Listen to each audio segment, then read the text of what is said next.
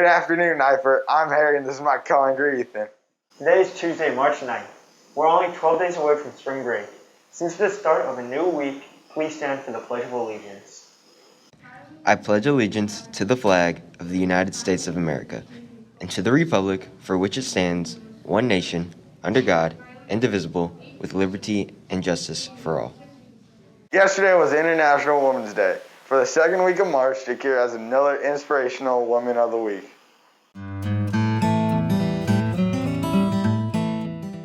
Patrisse Cullors is an American artist and activist, and she is also one of the co-founders of the Black Lives Matter movement.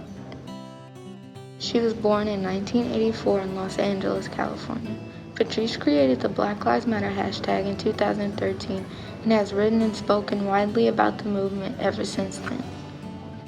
Patrisse has led multiple LA-based organizations, and at least 3 organizations have won progressive ballot measures. Today, Patrisse Cullors is named one of the most successful and inspiring women of 2020.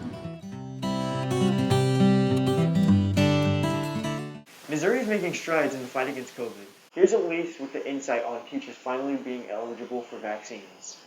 2 weeks ago, Missouri's Governor Mike Parsons announced that teachers were going to be eligible for the COVID-19 vaccine.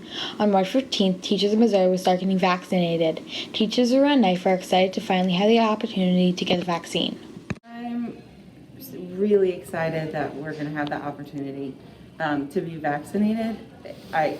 It's been a whole year since this COVID hit, and I'm actually a little bit shocked that we already have a vaccine really so quickly. So I'm excited. I think it's great. It's going to be good for teachers. A peace of mind, I think.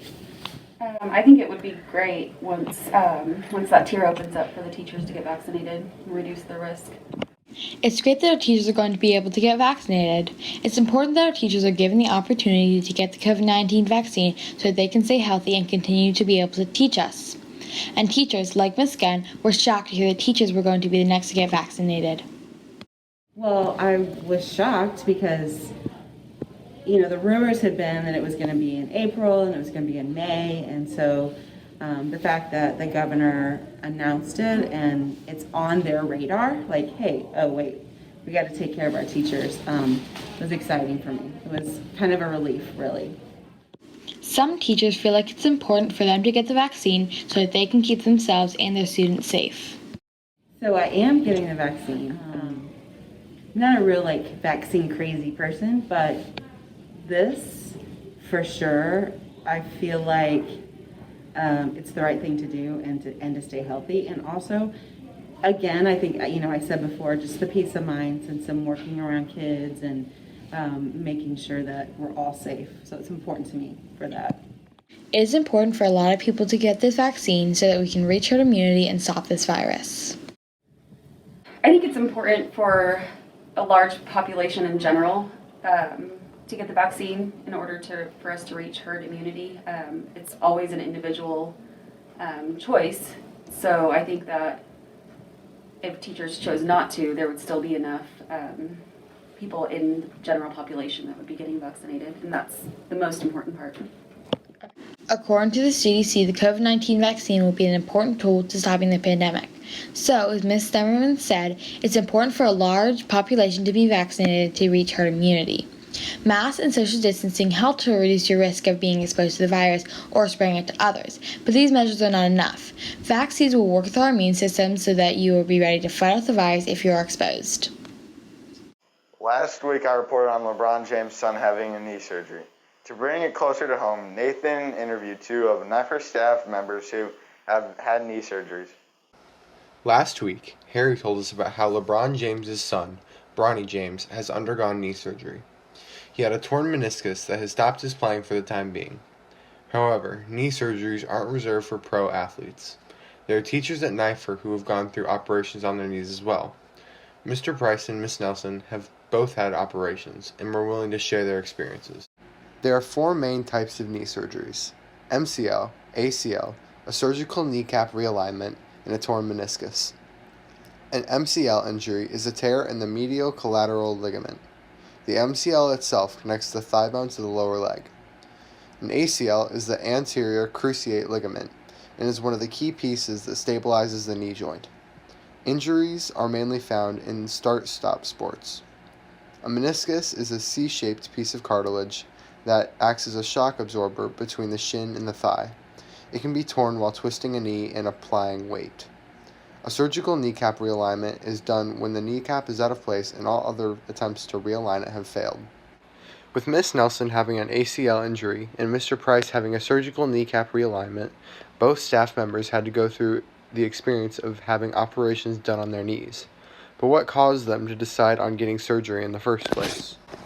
It had been bothering me through middle school, high school. I played a lot of sports. And in college, we found a really good orthopedic surgeon at the University of Iowa and decided, while I was still on my parents' insurance, which is important, we decided to kind of take the plunge. All hospital visits are scary, but visits to the ER have a rep for only being for the most severe cases.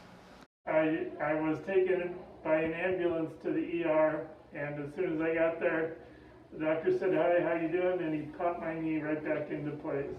The feeling of being told you're going to need surgery is unfortunate, but not an uncommon saying.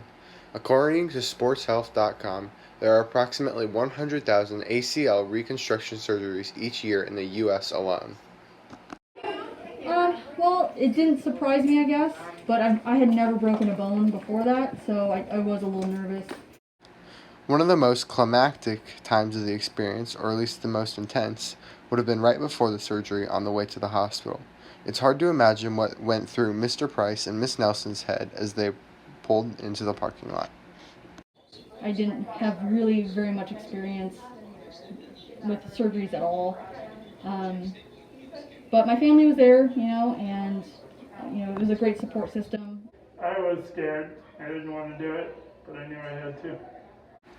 After their surgeries, both Miss Nelson and Mr. Price had to go through a period of recovery and rehab. Yeah, so I was in college, and it took roughly 6 months of being on crutches, so that's a long time when you're in college to be on crutches.